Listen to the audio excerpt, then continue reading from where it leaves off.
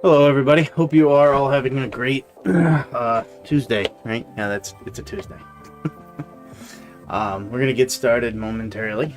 Um, there's an okay amount this week. Not a whole bunch, but some a lot of proven breeders and some cool stuff for the Sunset Project and a couple monarchs, which everybody knows I love to go on and on and on and on about.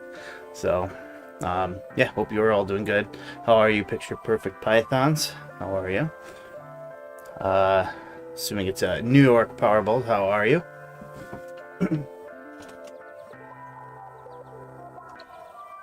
Oh, sorry, had to wet my whistle, so to speak, there. All right, what do we got here? See if I can figure out how to do everything right now. Computer cam. Hey, how is everybody? We still don't have a ring light, or whatever you want to call it, because we're just too lazy to buy another one. I mean, have you seen my Morphmarket page? You know, especially with it winter, and I'm not too motivated to do it, but let's face it, I haven't updated that. I have 90 snakes sitting behind me and like 4 in my Morphmarket. So, yeah, so there are a few of them here that I wanted to get a quick look at before they end, so we might be able to witness a bidding war. And this one from Hulker's Herps was the first one I'd seen. And that would be this Black Pastel Cypress Fire Het Clown Girl. It is a proven breeder. Laid 6 eggs just last year. could be ready to go. It depends on when it laid in 2004, but you know, once you get it in at this time, even if it laid at the last day, and you give it a little while, it should be up to size in no time. Obviously, you know, when they're at 14 something, it means that they laid, so you probably want to give it some time to get back up to weight anyways.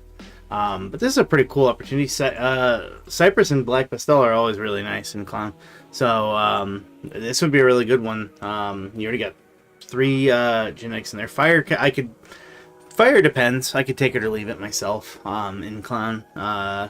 It just depends. Sometimes it can bring a little too much, I think, to it, and just kind of wash some stuff out. But in general, I definitely do like it. It's just you know, time and place, I guess, right? But this is a really nice one, and you can see what Fire does as it ages too. It ages it incredibly well. So Cypress, like I said, is already one of the best, you know, combos in clown that you can get. And you can, you know, you put a male to this, do a visual clown, you know, because it's not going to be too much money anyways, and you probably, you know, obviously whatever you might have would work good with this. The only thing I don't recommend putting to this is, well, Fire, because you don't want to get the all white snake pretty much. So how are you, Smays? Thank you very much. Sarah, how are you? But this one could be very useful. Whether you're a little more established, if you want to get some other genetics in to your collection, or if you're just starting out, this would be a really good one. And again, it's a proven breeder, so you can't ever understate the value in getting something and basically being able to get it ready to go within, I mean, roughly 6 months, right? And at most, I would imagine. Now, they can skip a year. That you can't assume it for sure will go. But, yeah, I feel like we're going to have like a bidding war here on this one, where they do $5 at the last 10 seconds or so each time. So, I always wish that, I said this before, and, you know, that's just my idea of it, but as soon as you reach a certain plateau, or maybe if it gets, I don't know if time limits, I don't think time limits are a good thing, but once it gets to a certain amount, I think it would be an interesting idea to maybe raise the increments of the bid, so that it's not, you know, it gets to 10 seconds here and this is $5. And then it just sits there and crawls upwards slowly, sometimes over the course of like an hour or more, until somebody just gives up, not because of lack of money, but because they gotta go to work or they gotta do something, right? So I think that might be something that would be interesting, or at least the option as the seller to have that, maybe, where it's increments of I don't know, 25, and then maybe it raises more, you know, the more money it gets. Just an idea. I don't know if it's a good one or not, but just my personal thought. Since we got like 20 seconds left, I figured might as well just see if somebody does attempt to snipe this from them. And then we'll go move on to the next one here, which is, surprise, surprise, like I said, we got a lot of proven breeders this week. I don't know. Wait, yep, there it goes. See? $5 at like 5 seconds. So, you know, when I do it, I try to just throw big increments on there to see what will happen and try to personally just chase anybody off that's nickel and diming it up. But, I mean, that's a strategy. You know, I'm not knocking it. It frustrates the heck out of me. But, I mean, it's an auction, and those are the rules of the auctions. You win, right? So, yeah. But we'll go ahead and move on, because I'm not going to wait here. You know, watch this. We'll be here all night just watching just this one. So, and if anybody got questions on anything as we go along, even if it's not related to what we're doing, I mean, always feel free to say whatever, ask whatever. So, another one from Hawker's Herps, though, that might be also be bidding on. I don't know, it's tough to say because it's got 2 minutes. Would be this proven female Hinging Woma red stripe fire clown, and this is a visual clown here. My big thing here is red stripe. It's you know, red stripe is a nice genetic that goes very, very well in combos. It's another one of those subtle type genes that when by itself doesn't seem like it does a whole lot, but then when put into combinations, it does a whole heck of a lot. It does very, very nice shading and coloration. Obviously, with the red stripe, kind of brings in some of those rusty type colors. You know, us in the ball python community love to use the word red out of an abundance of wanting to get the true red, when in realistically it's more of a rust type color, which is more of an orangey. But if you're getting technical in terms of color science, orange is red. So, you know, but not that that really matters in this case. Color science and genetics are very, very different. So, New York Powerballs. Has anyone noticed when bidding for snakes, sometimes you see a person bidding against themselves, just upping the price against themselves? And anyone hoping to bid, and else hoping to bid and win? Well, you can't bid on your own auction. So if they're bidding on their own auction from a separate account, that is a big no-no. I know that. But if they're just upping their own bid, that seems a little weird. Now, at least I should say, you know, if they're winning and if it's not a reserve. If it's reserved, then, you know, obviously you want to climb it up to beat that reserve because you're trying to fight that too. But yeah, if somebody's bidding on their own snake, that's I'm pretty sure anyways it's a big no-no. So, oh, just got bid on. Oh, and a weird number too. Sometimes I'll do that too. I don't know why. I just think it's like a mind game type thing. It's very interesting. So this one's still sitting at 2 minutes. Watch, it'll get down and $5 will go at 5 seconds or something like that. So alrighty. Another one, but now we're moving on to best stress balls, would be this Inchy Yellow Belly Calico Het Clown proven female. A big girl at that, from a good breeder. I you know, obviously like a more established breeder. I wouldn't say this is the most high packed or sought after genes out there, but it's a nice way to get started with a proven breeder, especially if you are yourself getting started and you say, hey, I do want to do this, but before I sink a lot of money into it and before I buy all these expensive babies and then I have to raise them for 3+ years if everything goes right, maybe I want to get a clutch or two under my belt, make sure that this is indeed for me. And this is a good way to do that because you get a proven breeder and it will give you that confidence. It'll give you the skill set when you're starting without having to invest a bunch into you know, all these babies and then find out that maybe it wasn't for you. Not that, in my opinion, honestly, the breeding part is, once you know, it's scary because it's very serious stuff. You're dealing with life and, you know, eggs and stuff and fragile things, but I found it to be not that hard. You know, obviously I'm just saying, you know, there's something to be said about having that knowledge yourself that, oh, hey, this ain't so bad. You know, once you realize that it's not so bad, it's not hard, but it is serious. You're dealing with the serious stuff. You know, you drop an egg and bye-bye. Stuff like that. You know, you get scared. So you get the experience under your belt of doing these things, you know, with a proven breeder. And that's saying something. I think that's worth the price. So, you know, for a somebody who's just getting started. But there are some cool things you could do with this. I immediately would want to throw this into a highway or freeway clown project, or I guess you could do highway too, right? Put a mail to this with asphalt in it, a visual clown at that, and then you could get Mardi Gras clowns, and Calico's in there too, which is actually kind of nice. I usually find that the Sugar Gene does it a little bit better, but Calico brings up, I'm pointing at the screen again, why am I doing that? Calico brings up these nice sides, right, and brings up all this white freckling, but I find that the Sugar does it way more in some cases, but you still see it in Calico. And this one's doing it pretty good. This one's doing it really good, actually. Again, this is a pretty big adult female. So that's what I would think out of this right away. And if you had a chance in your first year just kind of doing that to hit some freeway clowns or something like that, that'd be really cool. So I'm gonna take a quick peek at some of these. Oh, yep. Went up. This end? Oh, it must have ended at $500 or whatever. Well, Let me hit refresh just in case. Yep. Ended at 500. So whoever just said I'm done playing, games and whatnot. And they were done. They just let it go. I've done that too sometimes, where you're just like, okay, I'm just wanting to see if I can sneak it by, but I'm not willing to get into a bidding war with somebody that seems like they're gonna stay for a while. So, either way, pretty cool one. I wonder if this one's gonna keep getting nickel and dimed up too. Then jump into the comments here. Gamer King, how have you been? Waiting for the stream. Well, thank you. I've been pretty good. And we had that slew of being sick for a while there. I'm all good now. We're all pretty good. We do have an ice storm. I think my brother named the stream something about that coming. So, but I'm staying home, so we're gonna be great and fine and dandy here. So, CK Exotics and Reptile Rescue. I've been looking at one that's been on auction for a few days, thinking about bidding. I've never used auctions before.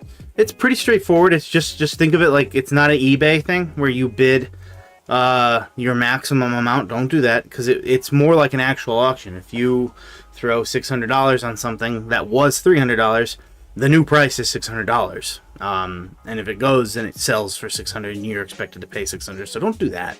So definitely, using the $5 increment thing there, when it's first starting, it's really, the action is in the last hour starts, I'd say, and then really is in the last 10 to 5 minutes. And you see here, it just keeps kind of going. And sometimes people will do this $5 thing to you. I've noticed that that the craziest deals are done when they end at weird times. So if you're a seller, remember that. But if you're a buyer, if you find something that's awesome and it's ending at 4 a.m., that has happened, by the way. And not many people. People are either going to sleep then that are night owls, or they're maybe getting up and whatnot. Nobody's thinking about it right then. So it's a good way to steal away some, and especially like early in the mornings. The thing's ending at like 7 a.m. or something like that. People are either getting up to go to work or are at work, or they're, if they're crazy night owls, and they're, me and my brother are on the exact opposite schedules. It's crazy. He goes to bed at like 3 or 4 in the morning, and he stays up editing. I force him to sit in here and edit all day. Yep. No, but he that's when he chooses to do it. And I might do the same thing if I didn't have a job and whatnot. So I'm up at like 6 a.m. like every morning, if it's whatnot. So we're on the opposite schedule. Either way, that time frame when they end, that's when you can score some crazy deals. But most of the time, you'll see the auctions ending about like 7 or right about now. That's what we're watching here. So it's a pretty self-explanatory thing, but just don't just bid your max amount. It will remind you. It'll send you a reminder within an hour that it's about to end. So that's always good. This one's about to end too, unless it gets bid up. We'll see about that here in a second. But yeah, that's the best way to do it. And then make sure you pay for your auctions. Obviously nobody likes it when they get stiffed. It sucks. Just so make sure that you're responsible. And you're careful too, that you put in the right price that you want to pay. And just be careful. So, Curtis Quills, good evening, and I will see you this weekend, I think. Yeah, I'm assuming you'll be at the Valpo show. So, Sarah says, I like the calicos. You can make jack-o'-lanterns with the... I haven't heard of that. I know the pieds, sometimes they call them the pumpkin pieds and whatnot, the yellow belly pieds. So, but I was saying earlier, the sugar, I think, is a more, at least what I've seen, is a more extreme example of what the same exact thing it does. At least in my personal opinion. But then again, like you said earlier, I sell calicos that do it too. It's an underrated gene for sure, though. So, Carter, not this month. Weekend change goofed my plans. Oh yeah, this one is a little earlier than that. So, well then we'll see. Actually, I think you'll be at Crown Point, so we'll see you then. If not, then I'll see you for the other Valpo one. So, Arlo says good evening. All you snake. Good evening. I have a couple questions if you could answer them. Yeah, I mean, obviously I moved forward with it, but yeah, just let me know. Or you can always join our Discord and ask them there too, if you want. I jump in there from time to time as well. So, Straight Blast Pythons, good evening. How are ya? How are ya? Sarah says good evening, Owlman, which is Johnny's nickname here, because he wore an owl mask since it's the running joke not to show his face. This one did end, by the way, as I'm talking. Brian, I've gotten all 3 of my bull pythons from Morphmarket, 1 from auction. It's really easy and exciting. It is, yeah. It's fun, winning something, especially when you save some money. So, Carter, the OD Leopide Het Ultra Grill coming up is tempting. Check that one. I don't know if I have that one on there. Orange Dream Leo. What page is it on? There's one. Oh wait, there it is. From Royal Ambassador Reptiles. Oh, I missed a few of these big time breeders actually. Actually, lesser G-stripe, possible hit clown. Definitely, if you're wanting to get the Kiki clowns, genetic stripe clown. This is a Kiki clown. Definitely send it in for a shed test. And then this one is tempting. If you're in the Ultramel, this would be a really nice one. Ultramel pieds are awesome. So, have you heard of the gene Autumn Sun? I have not. That sounds like the new Command and Conquer game coming out. And nobody knows what that is probably, but I used to love that game. Autumn Sun. That'd be a good game name. But I have not heard of that one. So you said you're in the Discord, I see. So yeah, if you want to send it or whatnot, if it's just get a picture of one or an example, definitely. We have like a bunch of channels and whatnot there. So, or maybe in Crown Point, haven't committed yet. You should. The first ones are really nice, So they're pretty good shows. These I think you've done 2 of them now. But the first one of the year, I think with the tax time and stuff, will be pretty good. So, all right, let's go ahead and move forward. I just did this one. Let's move forward more.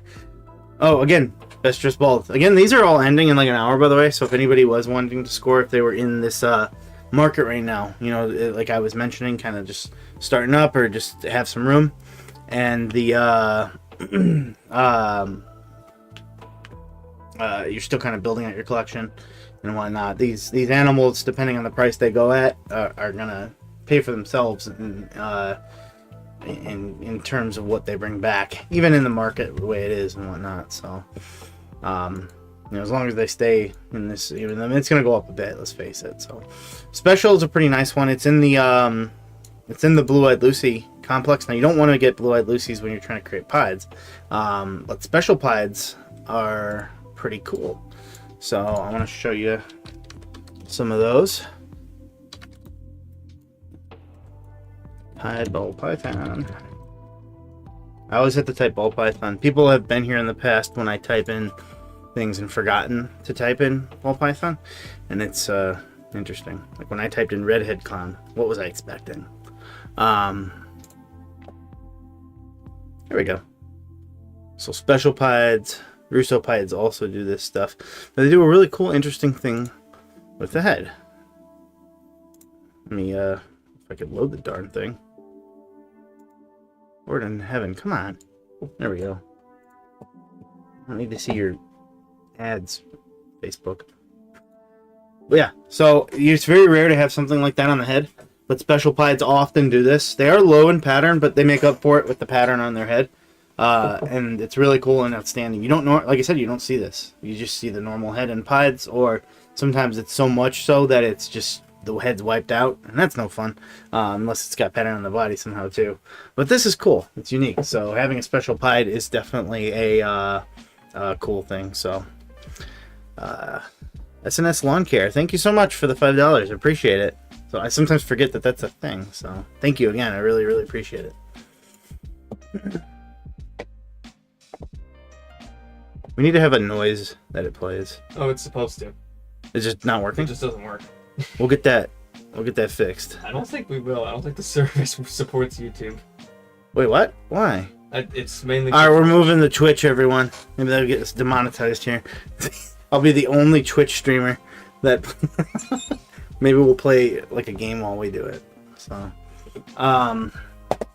yeah, still very cool. There's a lot of snakes there. Should move this out of the way now. Still a very cool project, and you got all the ingredients you need here. Just get a visual male to increase your odds, obviously, and maybe add a couple things in there too. I don't know. I haven't seen an Inchy. I know Inchy adds pattern, so maybe you can combat what it does to the body. So. Let's see. Carter just that last one. Okay. But yeah, the other ones were insanely... they were very, very busy. Like over... I'd say with counting kids, like 3,000 people or so, maybe more. I don't know. It was pretty nuts. Good show. Breeder I bought from has Autumn Sun. He was meant to be a super banana, but isn't. His mom is het for it, but no one knows what it is, so I don't know what to do. Sorry, that wasn't... No, I mean, I think you're fine. If it hasn't been discovered yet, if it hasn't, you know, I would definitely, you know, I don't know who it is, so I want to, you know, be careful when I say this, but just make sure that you know who you're dealing with, and that you ask to see examples. Like if it's just a het, just be, you know, careful. Understand that like hets and stuff like that, they might not amount to anything. It could just be something crazy that's not reproducible. So ask to see like a lineage if you can. I guess, you know, I don't know how much they're asking on. You don't need to tell me any of that, but just try to get as much information as you can on it, I guess. So. All right, moving right along. I think another proven breeder from Best Dress Balls. Like I said, lots of proven breeders to start off here today. It'll be this Mojave Pied Het Hypo, again proven female right here. I always like the way they look. It just kind of gives them like this like frosty kind of look to them, in my opinion. And of course the hypo is really where it's at right there. And it's 100% het hypo, so you can start making hypo pieds. Just, you know, the cheap way to do this would be to get a hypo het pied male, but quite frankly I don't think males pied hypo are all that crazy in price right now. Again though, the only thing you don't want to do is run a blue-eyed Lucy for the most part against this one in that male, meaning that if that has that in there, you could get a blue-eyed Lucy, which that again would be no good to get a visual pied hypo that's all blue, or no, that all blue. That would be amazing. That's all white with blue eyes. All blue with white eyes. Now that would be the most expensive snake on earth, second only to the red. So, but yeah, another good one that's just, you know, if you're kind of experimenting with that too. And again, this one might not be, you know, depending on where you're at and you know, as a breeder, or if you haven't started yet, this could be something that you might use to supplement certain other projects and such. Like I still have pied het albinos here. I like making those combos every year. And they sell well just as pets, and the pet market helps sometimes fuel my funds for the other stuff. I don't make money, I just spend it on this stuff. So yeah, You know, just some thoughts on some proven breeders. I think there might be one more actually.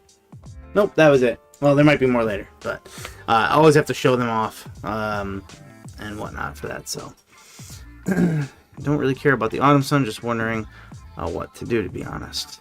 So. Well, even if you don't care about that, I just make sure that that's the case. And, you know, of course, you have to leverage if the cost is right for you. Oh, it looks like if you already bought it with it, then you could keep trying to make that. Now, I don't know what the Autumn Sun is because I haven't looked it up, but looks like Chris Hardwick had a video on it. So United, yeah, Chris Hardwick had so much stuff. I'm gonna look it up here. Autumn Sun Ball Python popped up in terms of here though, so that's good.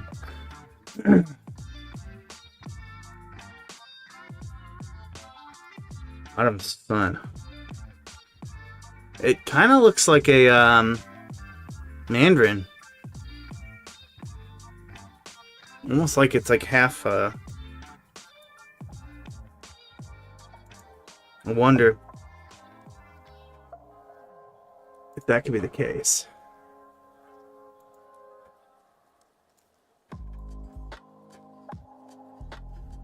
Interesting. Yeah, it looks like the Mandarin or the Scrambler, maybe. Some of these genes end up kind of being proven to be the same thing, by the way, which isn't always a bad thing. So it's a recessive. If it's het, then that's... Let me see. He has this on Morphmarket, so... Let's see. Okay. It doesn't look like it has its own genetic listed, though. Not that that's always the bad thing. So, and then that one looks like a... Yeah, this one almost looks like a lavender... blackhead. There's not too many examples here. I think this is when he was experimenting, making that new channel with the Harleys and whatnot at the end of it, so he kind of posted it on there. Yeah, it honestly looks like Scrambler or Mandarin or something like that to me. It does look nice though, so well, if that's the case, I mean, if that's something that's actually in there, that'd be kind of cool. I don't remember this video, and I watched them all. I don't know. There was a lot of other stuff from Chris. I got so into those morph highlights and stuff that he did. So, alrighty, let's go ahead and move forward. Though I already gave a sneak peek of this one with this black pastel yellow belly GHI clown. This is a boy here. Again, ends in like an hour. This could be a decent little guy for you. He's, I wouldn't say quite a massive powerhouse or anything like that, but he's got a lot going for him. Lots of great genetics in him. You know, sometimes you need more than one, you know, male to get the job done and whatnot. This is a really nice one. I love GHI and clowns. Black pastel and yellow belly are two major ingredients in the Pompeii project, which I always mention the Pompeis because even when you miss anything in those genetics being combined together, they all work well. So very nice one here. And again, the upside being GHI in there. One that you could work to it is Mojave, and you know, obviously for something more simple, GHI Mojave clones are amazing, and they're more simple. And if you're looking for more intense things, well, again, I already mentioned the Pompeii, but there's lots of stuff you can go into here with the GHI being an extra bonus on top of that. I have a GHI, I have a lot of GHI actually, but we have the GHI black pastel red stripe yellow belly clown here. She's outstanding. And you know, we actually plan to put her into an attempt to get GHI Pompeiis ourselves. So very cool opportunity here with this male here. Whether you're kind of starting out or just kind of want to work some of these genetics, if you don't have them in a male, he'd be a good, you know, secondary male, because often you do get that where the males just don't want to go, or you're stretched a little thin and you need that. Don't underestimate the males. In fact, everybody will always tell you that it's a female game. Well, the amount, yes, but the genetics, remember, that male is going to go to multiple females. So wouldn't it be beneficial to actually have the most in him? So just think about that, you know, and kind of diversifying your genetics and what you're asking of these animals too. So really warm oranges on the autumn sun, like the mandarin. Yeah, kind of like it's like with the mandarin or the super mandarin. Like I said, now that I actually was looking at that, I'm thinking more of the scrambler, something like that along those lines. So this one's really nice. There's a reserve price to it, and we don't know what that is. This seller has actually been on stream in the past and once told us their reserve. So I don't know if they are today. Let us know if you are. But you know, obviously, what I always say with the reserves is bid up to where you're comfortable. So let's just say you were comfortable at 1,000. Not saying that that's reserve or anything like that, but that's where you're comfortable. It's $1,000. So don't just type in don't type in $100,000. Dear Lord, don't type in $1,000. Because if it's $900, you're just leaving that on the table, for example. So bid it up like 825, 850, you know, even if it's right in a row, just boom, boom, boom, boom, until you get to where you're done, or the reserve drops. And then if it reserve drops, stop. If the reserve doesn't drop, then stop, because you're no longer comfortable going any higher. But if that reserve is not met, it doesn't count. It gets null and void. And obviously, if someone else outbids you, well, then it doesn't matter anymore. So just to consider something there. It's redhead clowns are outstanding. The fact that this is, I didn't even think about this. This is het Exantic, VPI Exantic at that. That's some huge upswing. I don't do the Exantics myself, but a lot of the ones I've seen, when you do it right, are just so incredible. The Exantic Desert Ghost, for example. If I worked Exantic, I would be working Desert Ghost.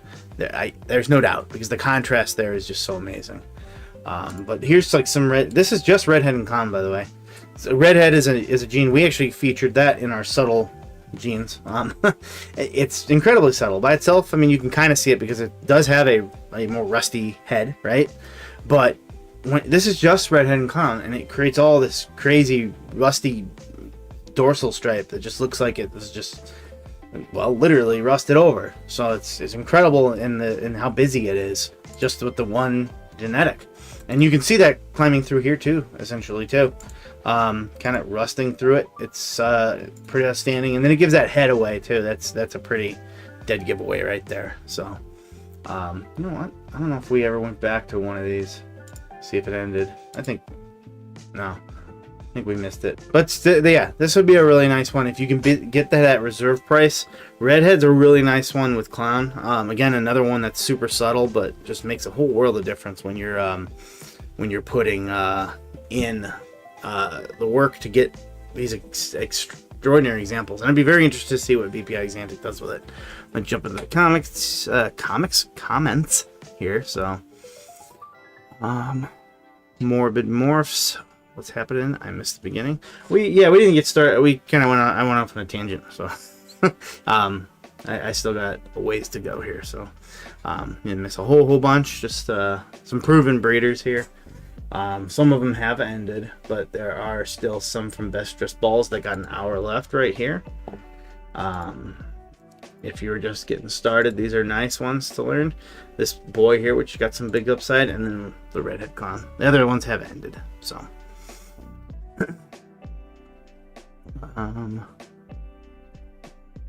Gamer King, the boy I bought him from. Not seen a super banana Enchi, looks like before. The babies I had, all of him look calico. Well, if he didn't know, I'm not sure if that's what you're saying, but I would, I mean, you could send in for a shed test that gets some of them, those genetics. But Enchi and Enchi is pretty obvious, and calico should be obvious, I should say, but sometimes it can be subtle. So, SNS Lung Care, would you consider breeding a male Cine 66% Het Sunset to a female Enchi Lesser Sunset? You can test for Sunset now, so I would definitely test before doing so. Just because I think the Het Sunsets, the males anyways, are not that crazy. if you needed to replace him. Since you know you have a visual sunset female there, I'm assuming.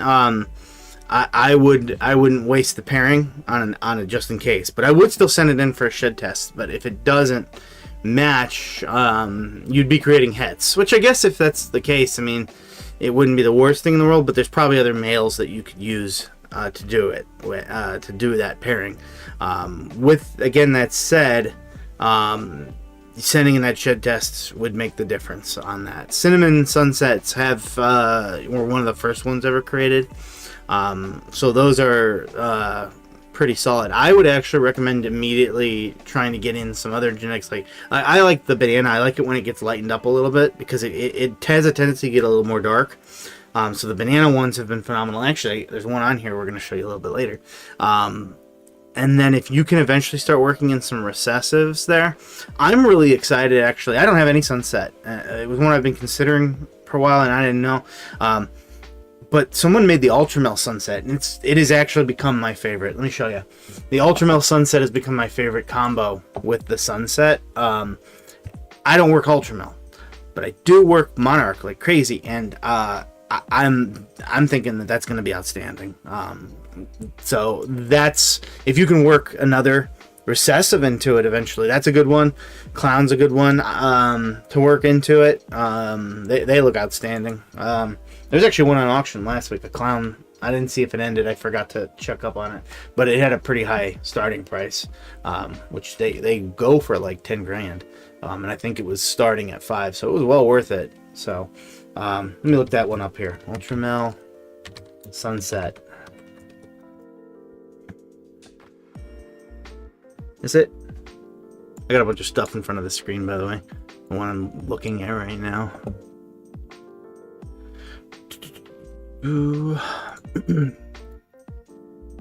Yeah, it was pretty outstanding.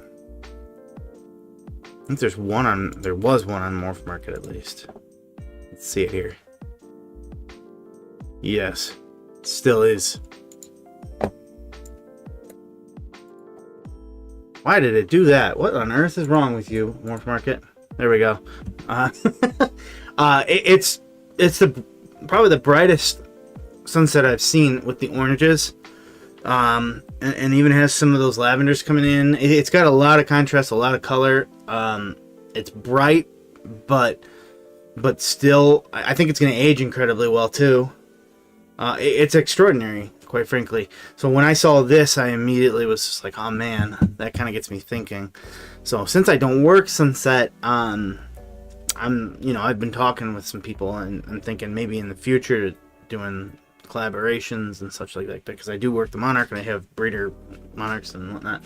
So yeah, sorry to go off on a tangent there and go way into the future, but that's kind of where ball pythons are. I'm always thinking like 10 steps ahead if I can anyway. But that is there's a lot of upside just in terms of the short term, to answer your question right in front of me, because I went into your future basically, possibly.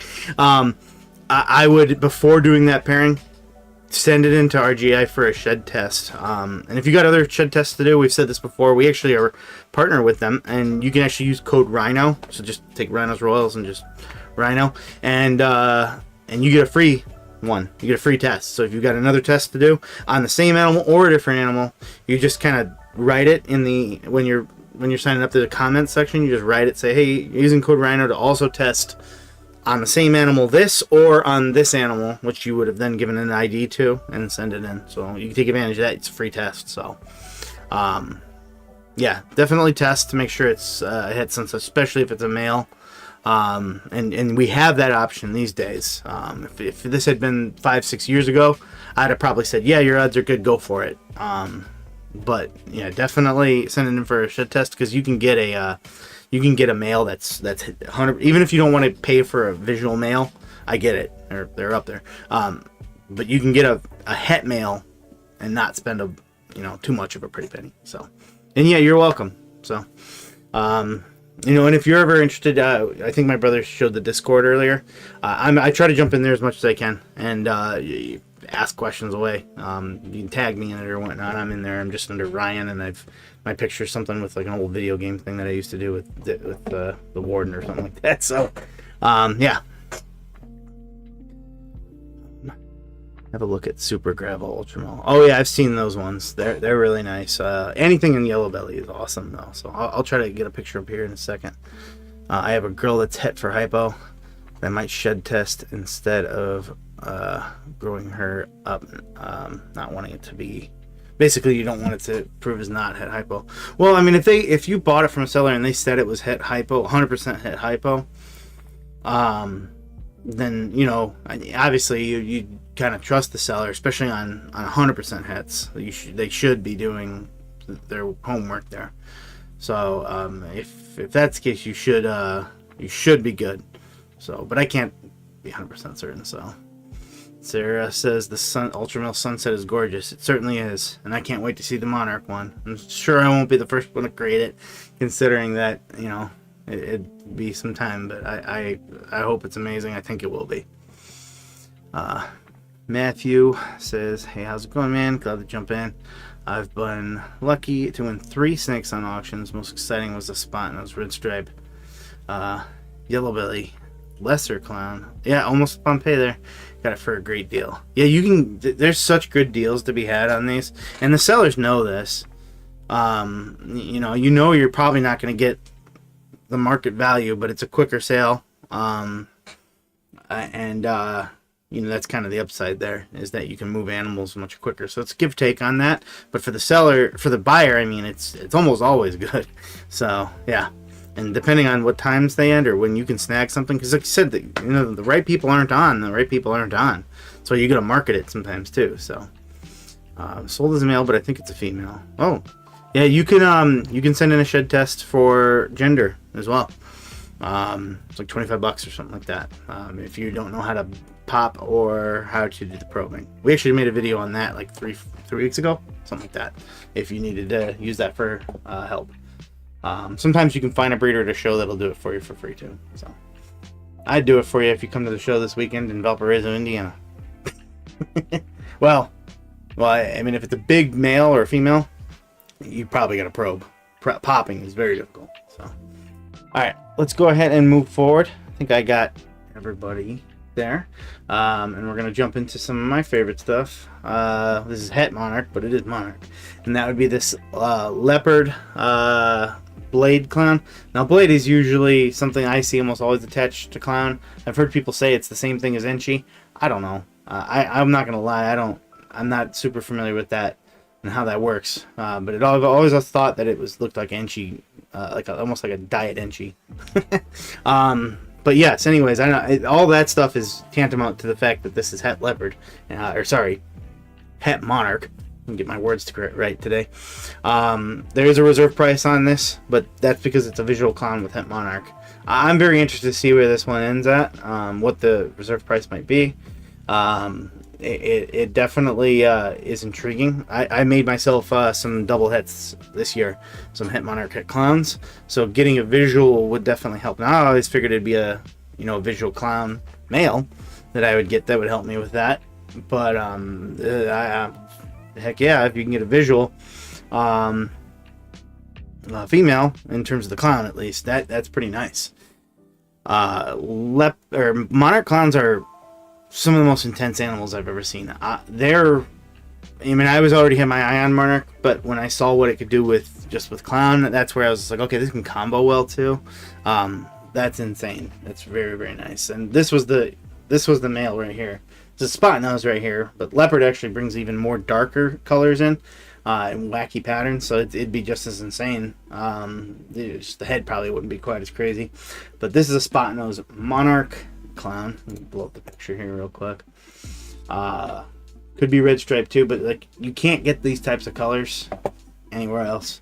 And I'm not talking about the yellows. You can get those, and even though they're nice and crisp, yellowish oranges, I'm talking about the burgundy, about as close to purple that you're gonna get. I would say I would say that's a healthy plum right there, and plum is, well, it's a purple.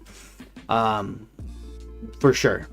and you don't get this in anything else other than Monarch that I've seen, which is why I love it so much. But that's the potential you're flirting with, kind of, when you get Clown and Monarch together. And Leopard will definitely help bring that beauty to light. So come help me get this reserve off here, if you will, so we can find out what it might go for. Another one here. This is a visual Monarch, though. It's a usually I don't like working the lighter version of Monarch. It is good, don't get me wrong. I just like the darker hue to it. And when I say that, it's just because I like the contrast that it brings. They're not just pure dark. It's just it's there's a difference to it. But I've actually gained quite an appreciation for the Inchy Monarchs. I thought maybe they banded together and it kind of took away from that beautiful, burgundy-ish type color at first, but now I've kind of changed my mind. Pastel works great with Monarch, by the way. I always think Monarch, and I always say Monarch has a microdose of Desert Ghost in there. It keeps things clean, makes them pop pretty darn nice. And Pastel, just they age well, they look good. They're very, very, very nice. Again, that is the lighter side of things, so depending on how you want to work it. But this is a visual male right here. That price jumped up a little bit. I kind of put a feeler out on this, so I kind of know that it jumped up quite a bit. Yeah, quite a bit. You can see someone they were testing the reserve on it. They jumped up quite a bit there, took a bit of a risk. But that's okay. Try to get that reserve off, see where it ends. It could potentially be a good male for somebody. If you want to start with the Monarch project or anything like that, a male's a great way to do it because you can breed that genetic into everything. Like I started doing is I created a lot of double hets last year. Pied Monarchs, Clown Monarchs, and Puzzle Monarchs, which I was very, very happy to do. Male and a female with Cinnamon in the mix. I think Weirdo's in there. One of them's got Pastel. It's extraordinary. So I'm very excited to grow those little ones up. So doing that with a male means you can start creating these projects yourself, and you won't see the fruits of your labor creating double hets and whatnot without having purchased into it more. But that's okay. It's a long game when you're breeding, and you should know that and be prepared for patience. It's definitely a virtue. But you could start creating actual visual Monarchs with this too if you get a het girl and grow her up with this guy. And hets aren't that crazy expensive either. At least not just one gene anyway. You can start talking about the double hets. Even just a double het Monarch Clown can be little nuts. So but yeah, some really cool stuff, and I always got to call out the Monarchs when I see them. Very, very nice. So let's see here, jump into some of the comments. I think there's just another one. I'm in South Carolina. Hatchlings were easy to six, but this one's hard. Oh, if it's a little bit bigger, yeah, they can be. Probing might be the best bet, but ironically, probing is if you're not familiar with that one, that can be a little scary. You're literally shoving a metal thing into them. So, just time and patience. It's not that hard at all. It's just, you just got to be careful, and deliberate and slow, and, make sure the animal is relaxed. If it's not relaxed, just don't bother. Just give up and come back and try again another time. So. All right, I think we got Hognoses to look at, but there's not very many at all. This is one of the lower weeks for sure. I'm gonna refresh it just in case. Yeah. So the biggest ones that I see here this week that I noticed, well, honestly, this one right here. Not the greatest color when I've seen albino, but it might be because it's a ready to breed girl, basically. If she's yeah. So Hognoses don't need as much, so and much weight to get the size and whatnot. So this one's got a lot of the time and whatnot out of it. So you're ready to go and breed on this one. You don't see breeder ready Hognoses all that much. So, and we do the Hognoses for a brief bit. We keep Hognoses here as well, and we are raising them up to breed. Not as much as the ball pythons by any means, but hognoses breed like crazy. They can breed up to 3 times a year if you brumate them and whatnot, I've heard. I don't plan to do more than, just what they go as. So, yeah, it's a cool one for sure. And there's definitely some other ones here I could pop in and kind of call out. Extreme Red is an amazing thing. Hognoses have those awesome polygenic genes, and they take advantage of them. They exist in ball pythons. They're just not as prevalent. We're not really talking about them, and probably because we've got 10 trillion genes to worry about already that are recessives and codoms, or not codoms, incomplete doms, and dominance and all that sort of stuff. So we gotta get our hands full, but they make a big difference. So we'll leave it at that for the hognoses this week.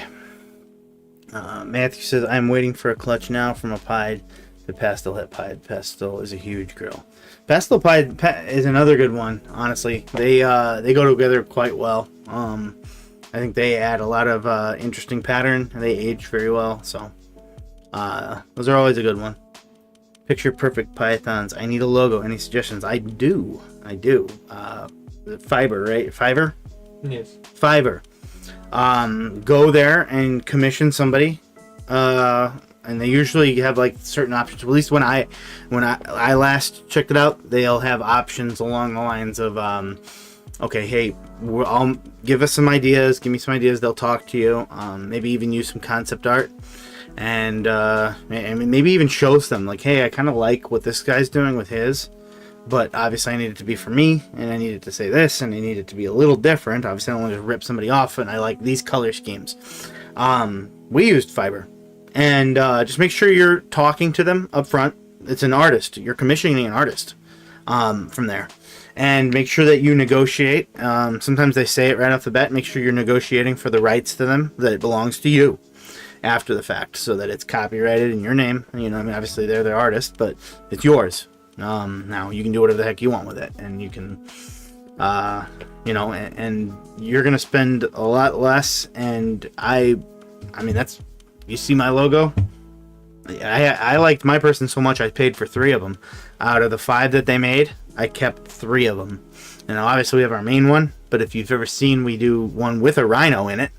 I don't know. Do we have that anywhere on our page? I'm not sure if we do. Social media, no. I don't know where it might be, but we use it from time to time. It's on the back of our shirts that we made and such like that. Hang on. You have it right here. What am I thinking? You want to grab it so you can put your owl mask on? That's fine. And then we have this other one that says RR, and I usually use those for the sides of my shirts and stuff. I think we have that too. So, anybody who doesn't know it is probably wondering. I always will wonder why you have an owl mask on. So that's our secondary one. It's not in the picture. Go whichever way. Get on me. So, and then we have another one too. So I really liked what I got from them. It was really great. So that's my recommendation, is to go to Fiverr. And if you really want, I need to find it out again. It's been a bit. It's been a long bit, hasn't it, since I did mine. So I don't know if they're still doing it or not. But I could, if you jump on our Discord. It's almost 3 years to the date that we did all this, and then we did it right before we started YouTube. February 2022. Yeah, we did it right before we started YouTube, because I remember at the time I don't think we had anything yet, and I was in our very first video. I was like, hey, I think I'm gonna call myself Rhyno's Royals. I think I say that in our very first video, ever. You notice I don't have like a smile. I was thinking it was just gonna be like a kind of a channel where I just show snakes and just kind of use it as a marketing platform, really. Then it ended up being a lot more than that. So, yeah, it's come a long way since that first video. But yeah, I think if you're interested, jump on Discord if you could, or just say if you're not on Discord and you don't want to do that, that's fine.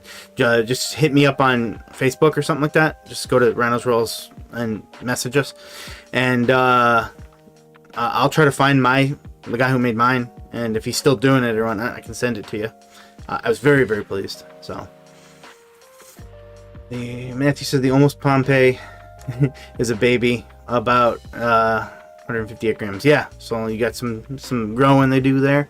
This, as mentioned, I laugh because we have an almost Pompeii ourselves here, obviously. So, that's an don't care. My last question: what is the best female from a male that I purchased from Chimera? I might have shown that one off actually from Chimera. I like showing off stuff from them. Blackhead 100% het Lav albino, 100% het pied, 50% het Exantic TSK. Wow, that's a lot of stuff. Again, same thing. Maybe you use this for your other test that I was telling you about if you want to use code Rhyno with RGI. But test for Exantic. The TSK line. I think they can do the TSK line. Let me find out. But either way, if you can, you want to do that. Because that could affect the male that you want to grab, obviously. Let's find out. Yes. Yes, you can. It's the same thing as black Exantic, I guess. Did not know that. Like I said, I don't work the Exantic myself, but that could make a big difference, quite frankly. So maybe you want to do that and grab a male. So it could affect the male that you end up purchasing if you're looking to purchase a male to put to it. That is. So the best female right now. Let's just assume it's. Let's just take the Exantic out of the equation. You're definitely going for some dreamsicles here, and blackhead is the best gene in lavender albino. They make the brightest snakes. I love the blackhead gene. It's one of my favorites because it's a dark gene, and this is why I said I like the dark morphs so much. It sounds a little misleading because I say, oh, I love the dark morphs. It sounds like I like just dark snakes, but it's because the dark morphs create the most contrast. And they create some of the more brighter snakes, at least to your eye. You think they do. They're very, very bright. Can you grab that one down? Watch it being shed. The blackhead lav that we have. Which one? The one that you call bright. Let's say its nickname. I have one here. I have a visual blackhead. So definitely, I would recommend getting a visual lavender albino, and heck, why not? I mean, the dreamsicles, especially for the boys, have gone down in price, so maybe take the opportunity before they might go back up, because we're entering tax season, and it seems like I'm noticing a bit of a recovery here. Thanks for shoving it in my face. You in shed?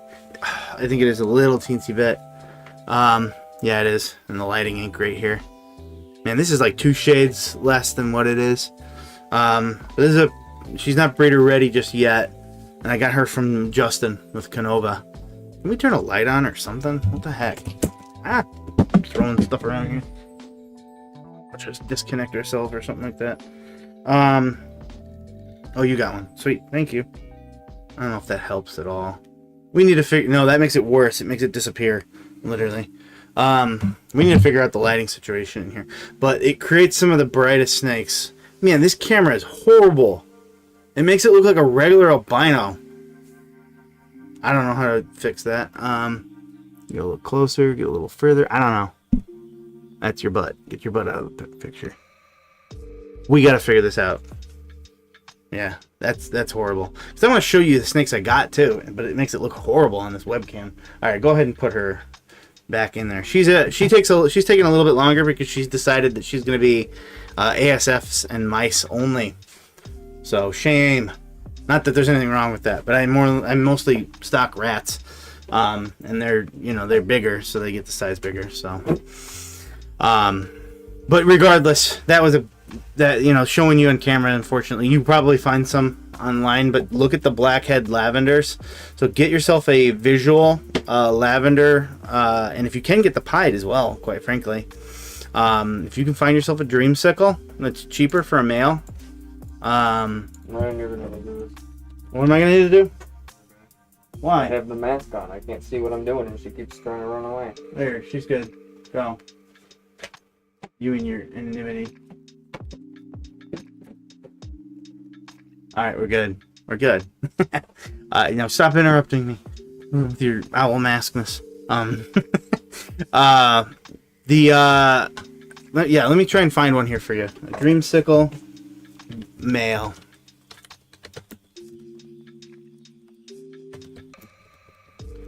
Make sure I type ball python again, or I'm gonna get some really weird results.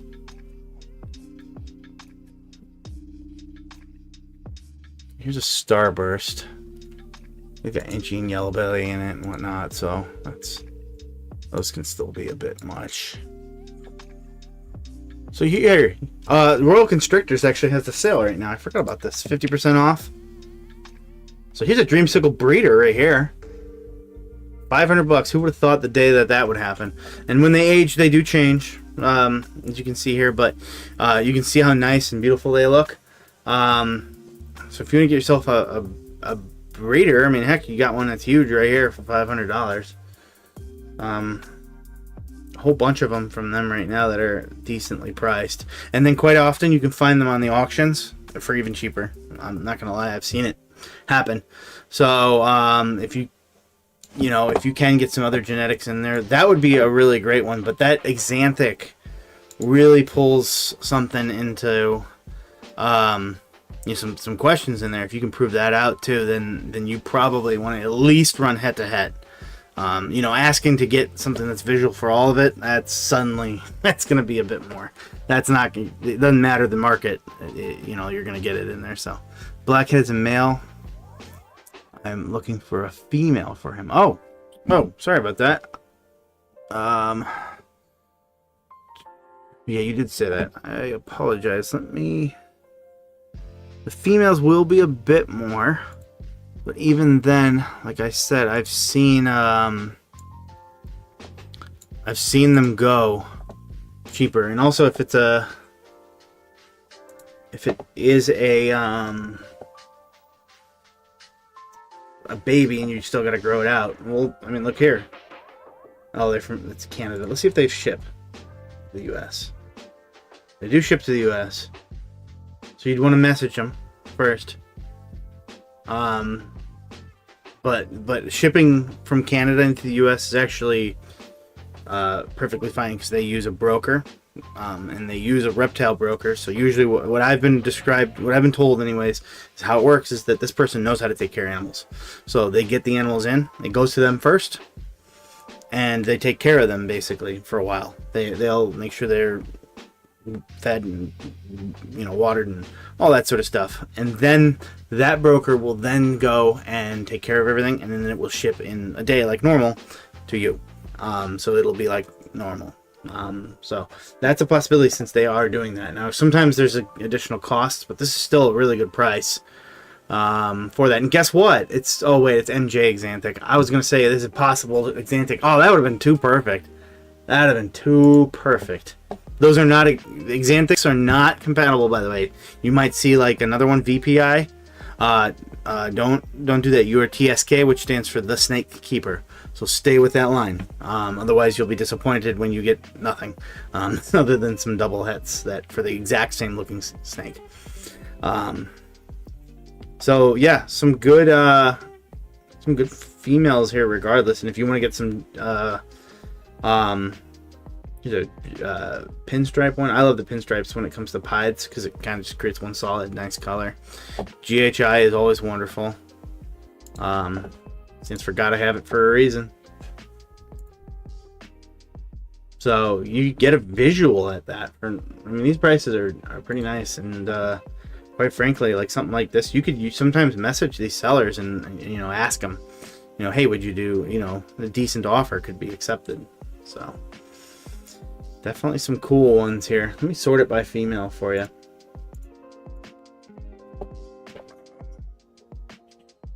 Ooh. You switch to the other one real quick. Thank you. Okay. Just wanted to see something.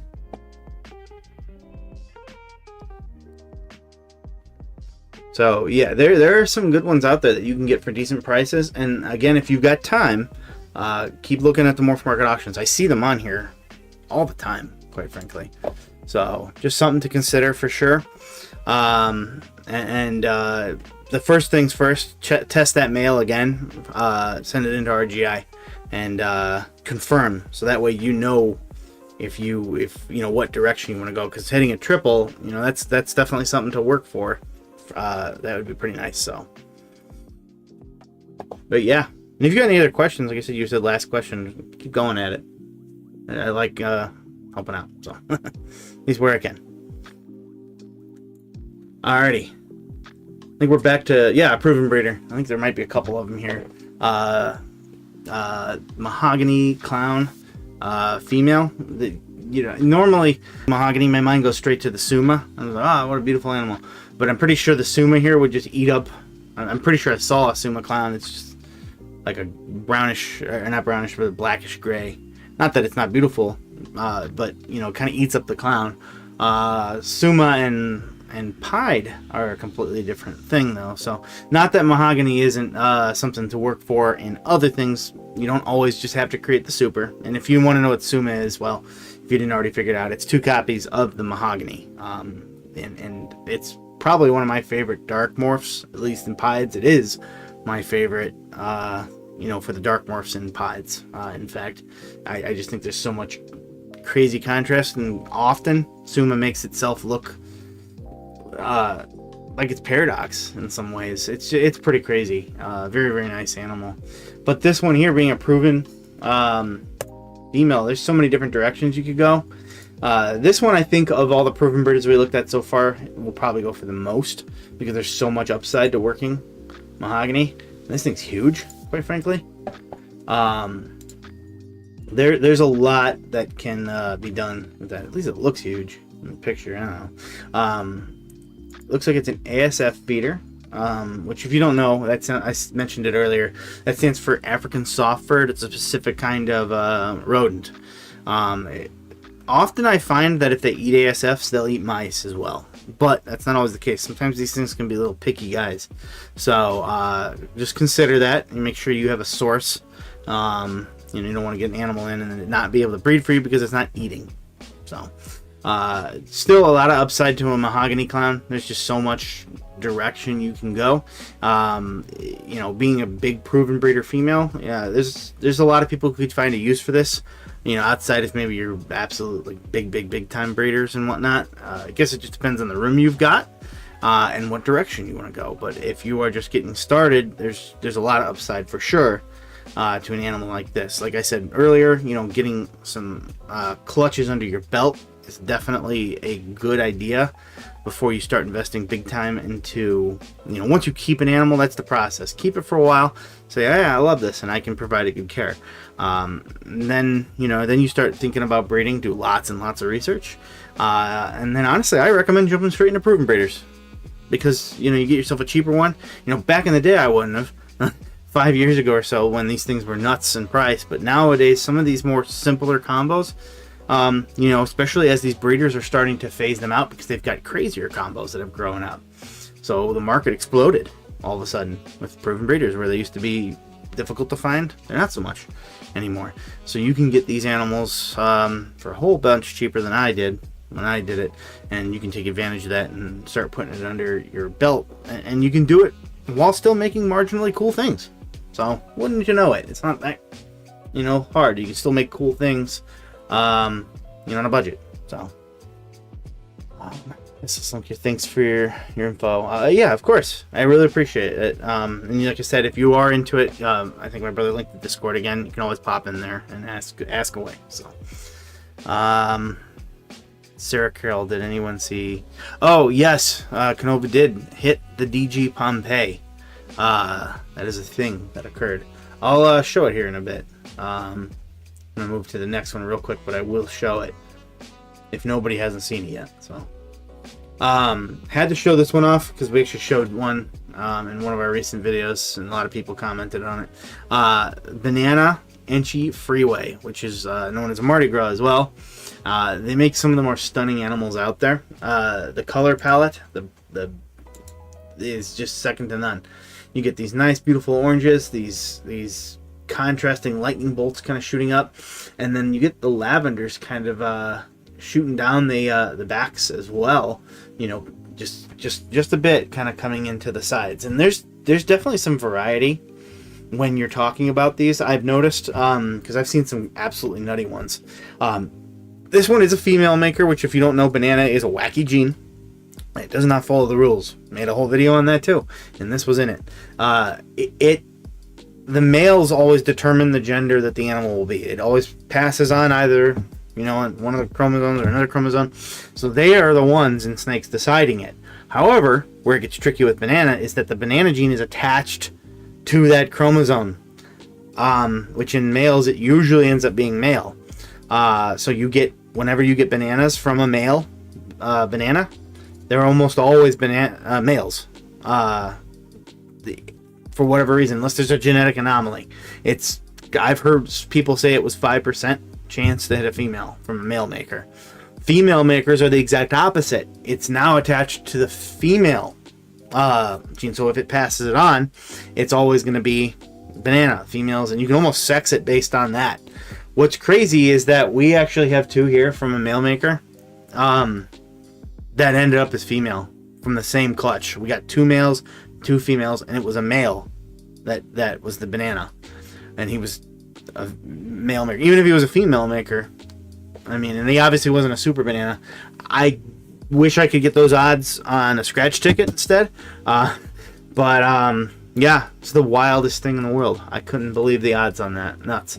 I wanted to show some of the contrast though from another one. I mean, you can kind of see here how crazy they can be. This is nuts. This is absolutely wild, the colors you can get. And again, another banana Mardi Gras, and I've seen them just like that too. It's so crazy, so beautiful. So just definitely, if you wanted to work that sort of a project, you know, it's not always about the recessives. It is a recessive game, but you got to realize that supers and allelic combos essentially act like them. They are 2 copies of something that are combining. It's just that when they're by themselves, they also have a phenotype, which means the way it looks. So they should get equal consideration. I'm going to look up that DG Pompeii now. Pompeii.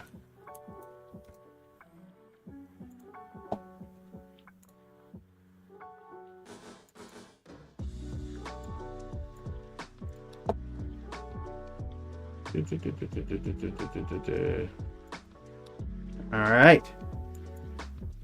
I think they put the Pompeii next to it. I thought they did. Maybe that was an Instagram post. But it is creamy. It is pretty. Very, very cool. And you can imagine the odds in trying to hit something like this, right? What I think I'm most surprised about is I thought that maybe it would clean up. Oh, here's the first Pompeii. Okay, I wasn't wrong. And then boom. You see the differences. But what I think surprised me the most is I thought that the side, and I'm actually happy about this, by the way. I thought that the sides would just be orange. Like this would be just orange without the flecking. And I'm actually happy that that stayed there, because I think that that is part of the charm of it. I'm very impressed with how it looks on the top of it. Like the contrast is just even crazier. And I think that as this ages, it'll just get better. So, which is not common with ball pythons. Usually can get better. So, very, very cool. Oh, I already showed that one. All right, moving right along to this. We've only got 5 more or so. Something like that. Stranger Het Hypo. Possible Het Clown. Another one that if you were to get is ripe for sending in for a shed test, because you definitely would want to make sure, depending on how you work this, that this Het Clown. Now, I think this could potentially go for a really favorable price. You know, obviously it is still early on in the auction. It's almost got 2. No weight listed, but I think they're saying great size here. Down here, and it looks like it's got some decent size to it for starting. Oh yeah, absolutely. So you can always message the seller as well separately and just say, hey, that one, as long as you get it early in time, and they should be able to get back to you. You know, ask them, hey, what's the weight on that, and they let you know. But it definitely looks good, and I think it has the potential to go for a very favorable price, even if it just ended up being Het Hypo. That's pretty good. I think. I mean, hypo is a highly underrated gene. Well, maybe not so much anymore, which is a great thing. When I first started, people dogged on hypo all the time. It was, I didn't, and I wasn't like super into it, but the common occurrence was that people would say, and I hear this all the time, that hypo just made the snake look like it was in shed. But it does not. It makes it look bright. It makes it look beautiful. We all know what clown can do with stranger. So this potentially has the ability to do something insane. A double recessive stranger. These prices back 5 years ago would have been through the roof, even for the possible hit. And if you're curious what that will look like, well, look no further. This is a stranger hypo clown. It looks like it's Het Desert Ghost as well, but that wouldn't make a difference in terms of looks. It's stunning on what the difference is from that to that. But that potentially is just missing one copy of clown, if it is itself Het clown, and one copy of hypo. With just going one further, if you add GHI to that brings in so much cool grays, such a cool contrast there. I love this one.